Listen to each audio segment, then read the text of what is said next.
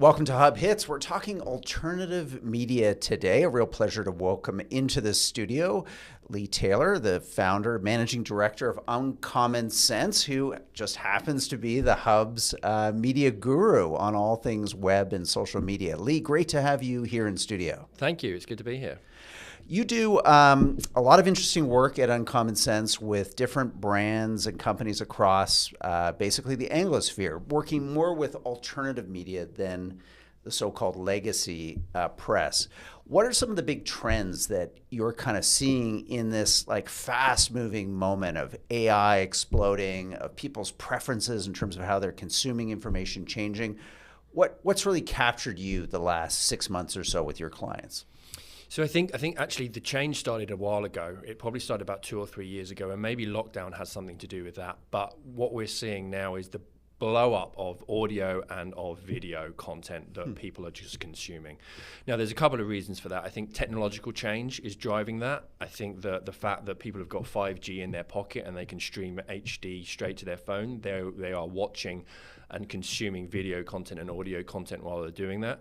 But also the fact that people's consumer choices change. So gone are the days where you just go to one single news outlet and see what they had to say about the day's news. People much prefer a much more augmented take on who they get their news from. So they'll go on Twitter, they'll look at their favorite authors or their favorite people and say, what do they have to say about this particular piece? And video and YouTube content in particular allows people to do that because the algorithm drives what they're interested in, and so they can consume that, who they want to consume from, directly from YouTube. So they're not putting legacy TV on anymore. I mean, TV is pretty much dead. I mean, we're in a podcast studio now. It's pretty much dead. People are going on and they're using their various devices and their various applications on those devices to just drive video direct into them. Now, there's other things that are going on as well, and that is, I think the written stuff has certainly got a ceiling when it comes to how many people want to read a long article. You know, anything over 5,000 words, people just haven't got the time. People are so time poor now. They want things right now. Video allows them to walk, to be cooking in the evening, and allows them to just consume that content at that particular time. So it's really just blown open when people consume stuff and what they consume and how they consume it. Yeah, we're certainly seeing that here at the Hub. Huge growth on our YouTube channel and on podcasting. The website, though, seems to remain important, text-based content for that older cohort. Is this really a story of generations, Lee, or are these shifts that you're seeing of the movement away from reading as the primary way that we assimilate information to video and audio, is that something that older groups are also maybe going towards, maybe not at the same rate, but is this a story of cohorts and generations or a society-wide phenomenon? There's definitely a truth to that. And certainly older generations are still consuming more traditional types where they're reading rather than watching. But it's the rate of change is across all demographics, and that rate of change is old people aren't exempt. They still got YouTube. They're still using those types of they're still using that type of content. And you know, young people aren't young forever. And people are growing up as well, and they're dragging the technology, the TikToks that they were using in their early 20s, they're dragging that technology into their 30s and their 40s. And so you're finding that the change is happening across, although the younger generation is driving it more. Mm-hmm. Let's talk about social media because, you know, it was such a phenomenon, you know, in the last decade, you know, 2016, what was it? Was that with the first Trump presidency, he kind of blows up social media politically. Am I right, Lee, to feel maybe that social media is not as all-encompassing and dominant as it used to be? And if that is the case, who's advantaging themselves if social media is maybe not bleeding users overall, but somehow bleeding influence in terms of, again, how people are consuming and thinking about the world? They've definitely still got some skin in the game. They've definitely still got influence, social media companies. And I think really what changed recently was Musk buying X. And before they could control the narrative. They could turn things down. You know, I'm not going to direct and say that this was actually happening, but maybe I've heard that they were turning things down. Well, there's some evidence to this in terms of congressional hearings, especially around COVID, that there were certain messages that were suppressed on the platforms. There were certain types of content generated by users that was effectively banished. Right, and that they had that monopoly. So as soon as you then bring one player into the game that blows up that monopoly, where it's like freedom of speech and you can say what you want, and although he says freedom of speech, not freedom of reach, the other companies have had to react. And you had Zuckerberg come out, you know, a couple of weeks ago where he was on Rogan and he said, yes, we were being asked to take things down. But he also said that before we were punishing political content wasn't get surfaced, and we're going to take that away. And I think they've recognized that changing landscape means that they no longer had the influence that they did. And now they've got to react and open things up more. But also, there's more mediums that are coming on. There's other social media platforms than just the X and the Facebooks of the world. You know, could you argue that YouTube is a social media platform? I'd say it definitely is. It's certainly having much more when you look at eyeballs and competition for eyeballs. It's definitely winning that battle. But then there's also sites, you know, like The Hub, like some of the other alternative media sites, which are not necessarily conforming to the legacy media narrative, that are also getting a lot more traction. And people now want to go to those because they feel like they're getting the truth, or they feel like they're getting more of the truth and a less politicized story.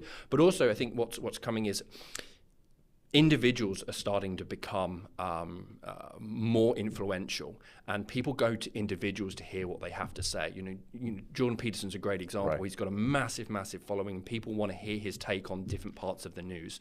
So they go to him to hear what he has to say. And if he's writing in the Telegraph in the UK or the National, I think in Canada, people are going to go and read what he has to say rather than just go and read the Telegraph. Right. So it's really blown up in a number of ways. You've got a disruption with X and the free speech element of that it's brought in, but also you've got influences individuals that people want to hear from, and they go and go and find those people to hear what they have to say. Let's talk about AI a bit. It's certainly seeming to, again, create a whole new set of opportunities for producers to create content at scale. There's a reaction, though, to it. People seem to be turned off at times by the content. I wonder what happens, though, Lee. Even in the last 6 months, we've seen here at the Hub, watching generative AI as it's applied to news and commentary, it's becoming increasingly difficult to actually be able to discern what is AI-generated content versus what is not. So I get that people don't like it, it turns them off, but if they can't tell the difference, where the heck are we at? That's a genuine problem. And the better AI gets, the less people are going to be able to tell the difference. So if I had all the answers, I think that I'd be a very rich man. But what I think we've got to do is we've got to look at human nature, and we've got to assume that that's what's going to help drive our decisions and what people are going to want going forward. So humans don't like to be lied to, but they also like relationships with other people. And if they feel like they got a relationship with AI, there's going to be an intermediary there that they're not going to be able to assimilate with. What they want is to have relationships with people. And so I think that's something to keep in mind. And people are going to try and weed out whether they're getting an AI generation of Rudyard or whether they're going to get the real Rudyard. Mm-hmm.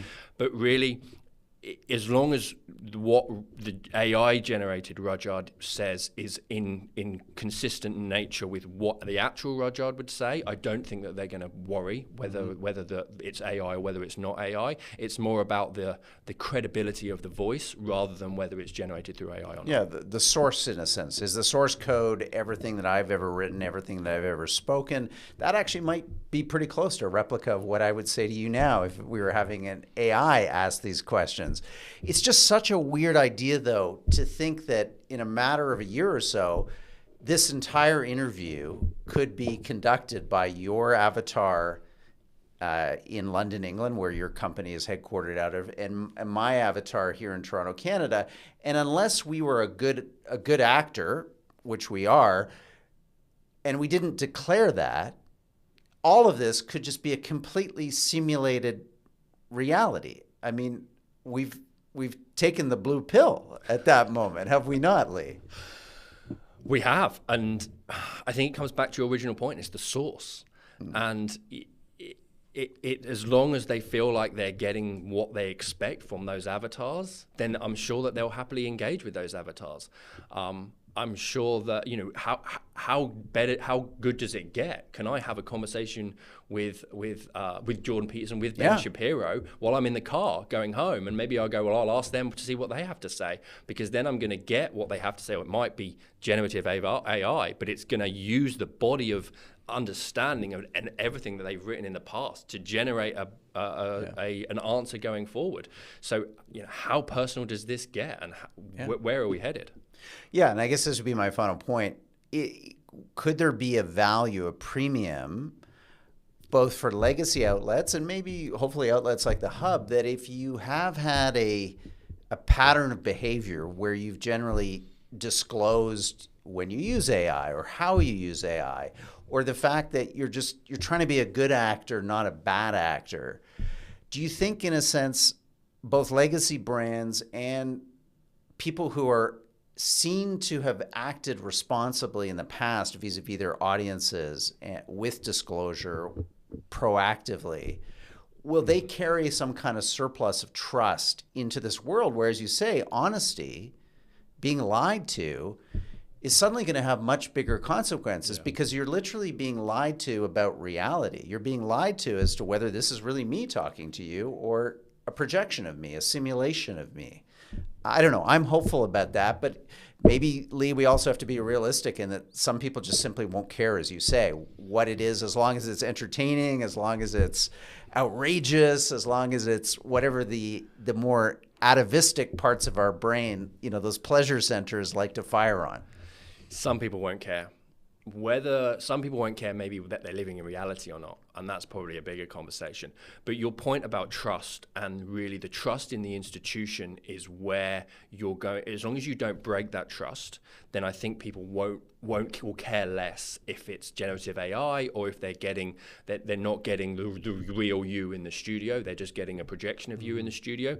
But as soon as you break that trust, I think that's when you're going to come unstuck, because it's very hard to get it back. You were seeing it with a lot of institutions across the West, the universities, the legacy media. They've all broken that big amount of trust that they've built up over however many years, and now they really can't get it back. So as long as the institution that is using this technology is trusted and doesn't go and break that trust, then I think users and consumers will really not mind between the two. Yeah. So, Lee, if people want to find out more about your company, Uncommon Sense, where do they go? They go to uncommonsense.co.uk. .co.uk. Yes. Hey, I like the domain. Lee Taylor, thank you so much for coming on Hub Hits today. You're welcome. It's good to speak to you.